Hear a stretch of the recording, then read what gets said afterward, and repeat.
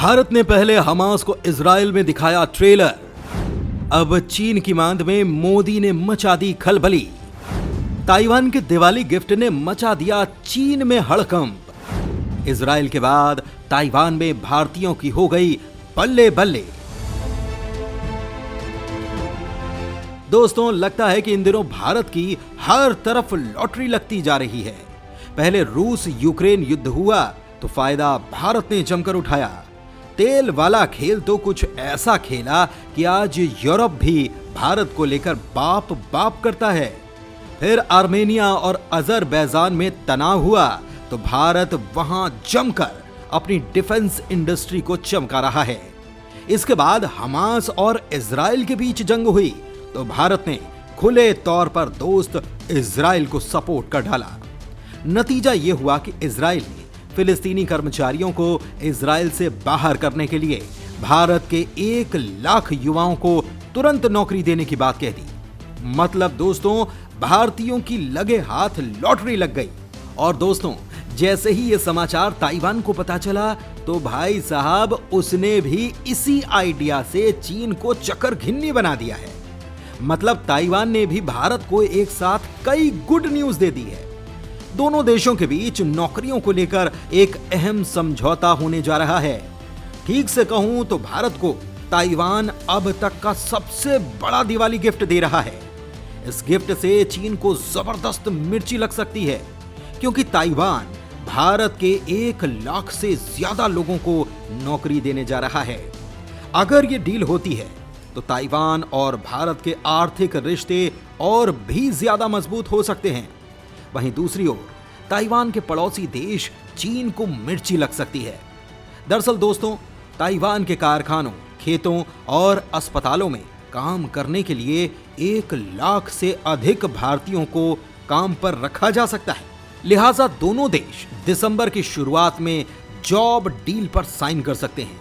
इस समझौते के तहत ताइवान में भारत के 1 लाख श्रमिकों को शुरुआती नौकरी मिलेगी। अब दोस्तों, आपको बता दूं कि मोदी सरकार ने एक साथ ऐसा ही कुछ जुगाड़ 13 देशों में लगा दिया है। मतलब अब लोगों की बल्ले बल्ले है। दोस्तों, ताइवान की बात आपको बताऊं तो ताइवान में बेरोजगारी दर न्यूनतम स्तर पर पहुंच चुकी है। उसे मैन्युफैक्चरिंग, स्वास्थ्य और कृषि क्षेत्र में बड़ी संख्या में श्रमिकों की जरूरत है, जो उसे अपने देश में नहीं मिल रहा। ऐसे में उसने भारत की तरफ समझौते के हाथ बढ़ाए हैं। भारत और ताइवान के बीच यह समझौता आखिरी चरण में है। ब्लूमबर्ग की एक रिपोर्ट के मुताबिक अगले महीने भारत और ताइवान के बीच नौकरी को लेकर समझौता हो सकता है। उसके बाद ताइवान में नौकरी दिए जाने की प्रक्रिया शुरू हो जाएगी। ताइवान ने भारत के कुशल श्रमिकों को अपने देश के श्रमिकों के बराबर वेतन और इंश्योरेंस जैसी सभी सुविधाएं देने की पेशकश की है। भारतीयों को नौकरी देने के लिए ताइवान भारत के कई बड़े शहरों में जल्द ही अपने ऑफिस खोल सकता है। ताइवान के एक्सपर्ट्स यहां भारतीय इंजीनियर्स को इलेक्ट्रॉनिक्स मैन्युफैक्चरिंग की ट्रेनिंग भी देंगे। ताइवान अपनी आबादी की बढ़ती उम्र से परेशान है। दोस्तों, ताइवान में बेरोजगारी दर 2000 के बाद से सबसे निचले स्तर पर गिर चुकी है। सरकार को $790 अरब की इकोनॉमी को चालू रखने के लिए श्रमिकों की आवश्यकता है। अगले 2 साल यानी कि 2025 तक ताइवान की 20% से ज्यादा आबादी 80 साल की हो जाएगी।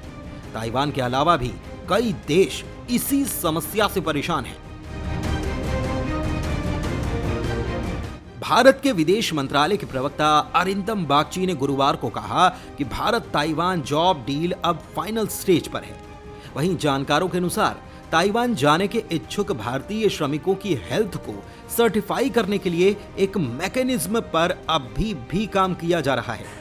दूसरी ओर भारत की इकोनॉमी भले ही दुनिया के बाकी देशों के मुकाबले तेज हो, लेकिन इतनी भी नहीं कि लेबर मार्केट में हर साल लाखों जॉब जनरेट कर सके। लिहाजा मोदी सरकार बूढ़े वर्कफोर्स का सामना कर रहे विकसित देशों के साथ जॉब डील पर जोर दे रही है। इस साल भारत चीन को पछाड़कर दुनिया में सबसे ज्यादा आबादी वाला देश बन गया है। आपको बता दूं कि इजराइल ने भी हाल ही में 1 लाख भारतीयों को नौकरी का ऑफर दिया है। इजराइल को कंस्ट्रक्शन और नर्सिंग सेक्टर में 1 लाख लोगों की दरकार है। लिहाजा पीएम नेतन्याहू ने मोदी से अर्जेंट लोगों की डिमांड की है। वहीं दोस्तों, इससे भी बड़ी बात यह है कि मोदी सरकार ने जॉब को लेकर जापान, ऑस्ट्रेलिया, फ्रांस समेत 13 देशों के साथ डील साइन कर ली है। तो वहीं नीदरलैंड, ग्रीस, डेनमार्क और स्विट्जरलैंड के साथ इसी तरह की व्यवस्था पर चर्चा कर रहा है।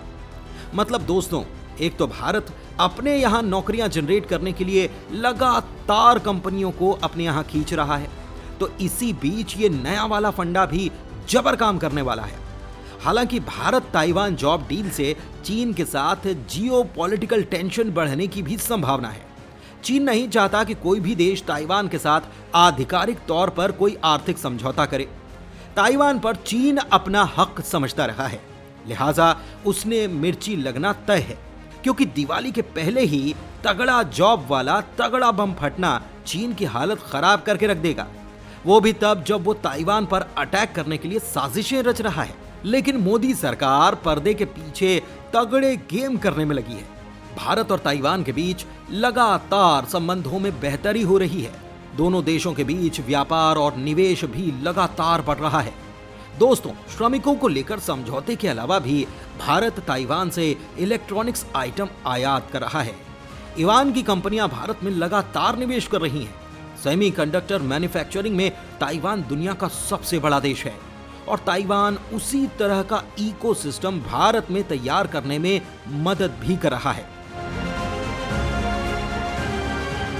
ताइवान और भारत के बीच 2001 से 2022 तक कारोबार 1.19 अरब डॉलर से बढ़कर 8.4 अरब डॉलर का हो चुका है। दोनों देशों के बीच बेहतर होते रिश्ते निश्चित ही चीन की नींद उड़ाएंगे, क्योंकि 2020 में सीमा पर झड़प के बाद से भारत और चीन के बीच संबंध तनावपूर्ण हैं।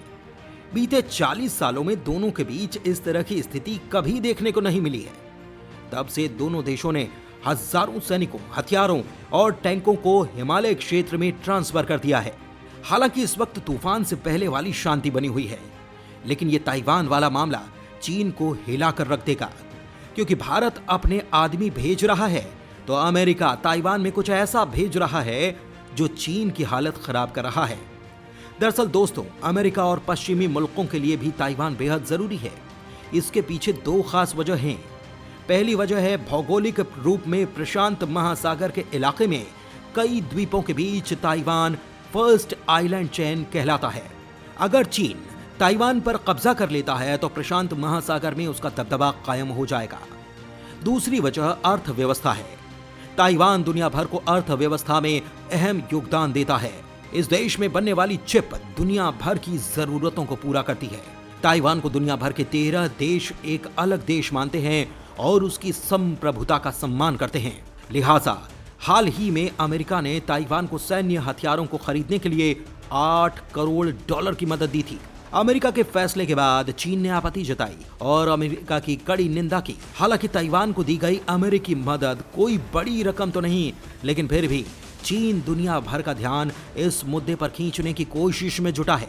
इससे पहले भी ताइवान ने अमेरिका को सैन्य हथियारों के लिए 14 अरब डॉलर का ऑर्डर दिया था। अमेरिका ने जिस मुहिम के साथ ताइवान को मदद भेजी है उसका नाम फॉरेन मिलिट्री फाइनेंस है। इस मुहिम के तहत ही अमेरिका ने यूक्रेन को 4 अरब डॉलर की मदद दी थी।